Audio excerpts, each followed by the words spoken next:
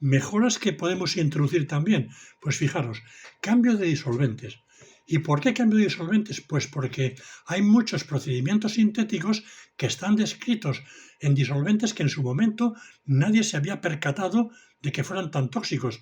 Me estoy pensando, por ejemplo, en que el benceno, bueno, pues es un reconocido tóxico desde hace tiempo, pero muchísimas síntesis están descritas en benceno desde hace, iba a decir el siglo pasado, ¿no? Y 100 años, por ejemplo, ¿verdad? Síntesis como estas, preparación de ioduros por reacción de yodo con los elementos como estos, por ejemplo, ¿verdad?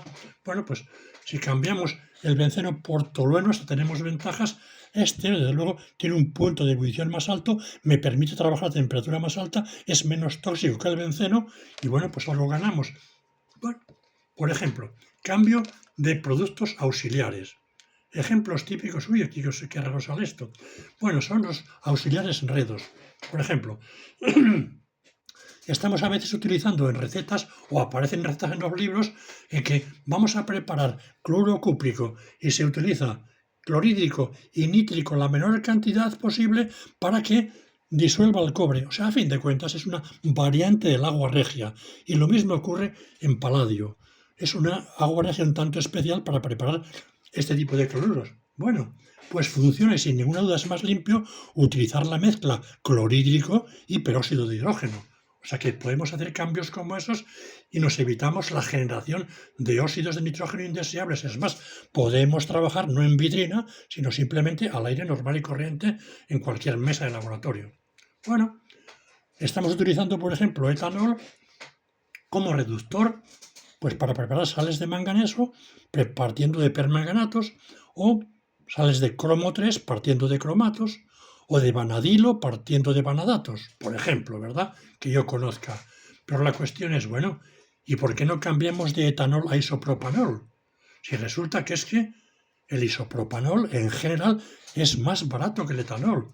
No está sometido a restricciones como el etanol, que hay que desnaturalizar para que la gente no lo compre para bebérselo. Entonces, bueno, ¿y no es más limpio el isopropanol? El isopropanol cuando se oxida, ¿a qué pasa? A acetona. El etanol cuando se oxida, ¿a qué pasa? A acetaldehído. Bueno, vale la pena comparar el etanol y el isopropanol desde todo ese tipo de perspectivas y yo, desde luego, empecé a cambiar el etanol por isopropanol hace mucho tiempo en reacciones como las que he señalado aquí. Empleo de catalizadores. Bueno, aquí no es fácil encontrar ejemplos sencillos, pero bueno, hay algunos también muy clásicos del siglo XIX que se pueden adaptar, ¿verdad? El convertir ioduros en yodo con aire catalizado por nítrico. Bueno, pues en vez de que, bueno, pues utilizando, bueno, aire y SO2, por ejemplo, en lugar de, bueno, por ejemplo, lo mismo ocurre con arsénico 5, arsénico 3, pero no hay muchos ejemplos buenos. Yo vi algunos en el año 2002, cuando eché el ojo a esto, pues partiendo, esto es una tetrafenilporfirina tetrasulfonada y demás, un complejo de este tipo de paladio 0 y demás, bueno, o también estos de hierro 2 de un colega nuestro, ¿verdad? Bueno, pues también propuso algo interesante, pero me gusta casi más recordar esto que decía antes del isopropanol, que creo... bueno, claro, uy, se me olvidaba decir que el sistema nuestro, por favor, empleo de catalizadores para oxotransfer, si hemos hecho muchísimas cosas y publicaciones magníficas, lo último hasta en Green Chemistry y hasta... creo que los que vamos, mis alumnos que han continuado cuando yo me jubilé, pues bueno, han hecho, bueno, y siguen trabajando en esto con excelentes publicaciones. Bueno, pues, pero decía que iba a comentar sobre todo esto porque tenía aquí lo del etanol y isopropanol para echar el ojo. Fijaros, aquí he seleccionado lo que pasa. El etanol que va a acetaldehído, el isopropanol que va a acetona. Bueno, pues echemos un poco el ojo. Constante dieléctrica en cuanto a posibilidad de disolver. Bueno, aquí tiene ventaja el etanol sobre el isopropanol, más baja, ciertamente, pensando en compuestos iónicos, ¿no? O un poco iónicos. Punto de ebullición, bueno, no hay mucha diferencia, tiene un poco de ventaja el isopropanol, me permite trabajar a reflujo, pues un poquito, temperatura un poco más alta que la del etanol, por ejemplo, Aquí he puesto el etanol puro, pero el etanol del 96, pues parecido, anda también va hacia el 80 por ahí y tal, ¿no? Bueno, el acetaldehído, por ejemplo, nos movemos en un punto de ebullición más bajo, bueno, y la acetona también más bajos, bueno, esto puede tener ventajas o inconvenientes, ¿eh? En cualquier caso, lo que sí que diré es que cuando uno piensa en la generación de acetaldehído al oxidar el etanol, bueno, pues el acetaldehído vale la pena echar el ojo aquí. Toxicidad, toxicidad medido como TLVs, que son threshold límite, valores umbral límite, ¿verdad? Pues este se mueve en 100 el acetaldehído, 1000 la acetona. Es decir, bueno, muchísima menos tóxica la acetona que el acetaldehído, ¿eh? Es cierto que el acetaldehído puede seguir oxidándose hasta ácido acético, pero en principio lo que sale porque es muy volátil es acetaldehído. Así que bueno, cuidadito con el y tal, ¿eh? Y si vamos también a la toxicidad del uno y el otro, bueno, es más tóxico el etanol, que no es mucho, desde luego, pero es más tóxico que el isopropanol también, ¿eh? O sea que cuando uno piensa, compara el uno con el otro, llega a la conclusión de que en la mayor parte de los casos va a poder cambiar el etanol por isopropanol con ventajas económicas y de todo tipo. Más cosas que podemos hacer. Adaptación de los guiones de prácticas. Bueno, por ejemplo, supongamos que quiero obtener o recuperar cobre a partir de una disolución diluida de una sal de cobre. Y lo clásico, ¿verdad? Pues entonces es añadir hierro, que es lo clásico, ¿verdad? Para que desplace el hierro al cobre 2 y tengamos cobre en polvo y el hierro ya ha pasado de disolución. Bueno, pues entonces la cuestión es, desde un punto de vista verde, uno tendría que plantearse, primero vamos a ver, pero ¿por qué es importante el cobre y de qué modo se puede recuperar el cobre? Y vamos a ver qué interés tiene el procedimiento que vamos a desarrollar. Luego, uno dice, bueno, pues materiales y productos que me hacen falta. Bueno, aquí no hay mucho que comentar, que si vas, dependiendo de la escala, ¿verdad? El vaso, parte experimental, bueno, pues analicemos peligros posibles y precauciones que hay que tomar. Analicemos el procedimiento operatorio detallado, los ensayos de caracterización y el tratamiento de los residuos.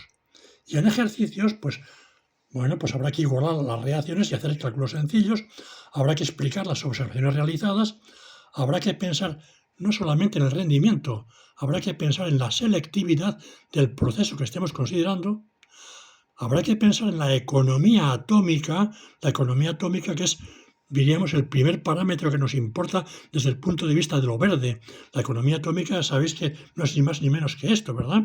El peso molecular del producto deseado, bueno, peso molecular o peso fórmula, es lo mismo, ¿verdad? Dividido entre el peso molecular de todos los productos. Es decir, a fin de cuentas, vamos a ver, o sea, mira, la masa de lo que quiero entre la masa de todo lo que se me ha producido, ni más ni menos, ¿eh? Porque el peso molecular está al final, diríamos que en la misma relación.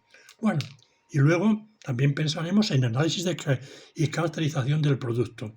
Bueno, yo aquí, como he dicho, economía atómica, pero también habría que ir un paso más allá, porque en química verde la economía atómica sería un poco lo primero, pero luego habría que pensar mejor en la eficiencia atómica, que es la economía atómica ya, diríamos, multiplicada por el rendimiento de la operación, o sea, tiene en cuenta el rendimiento del proceso y tal. Bueno, entonces, orientación de la sesión práctica, la que estábamos comentando.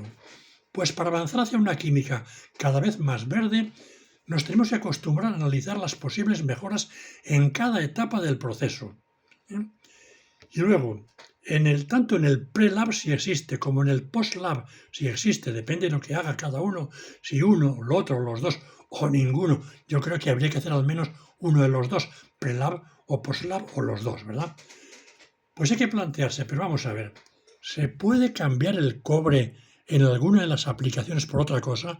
Por ejemplo, ¿se puede por el aluminio?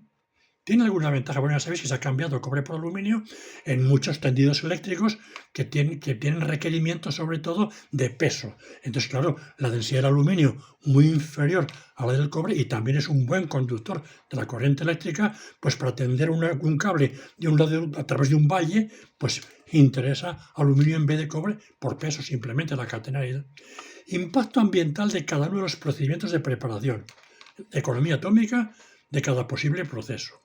Materias primas alternativas para el proceso que hemos elegido. Bueno, ¿qué disoluciones de cobre son las más adecuadas? Si puedo cambiar el hierro por otro elemento o por otro compuesto, ¿qué ventajas tendría o qué inconvenientes? Todo eso conviene analizarlo.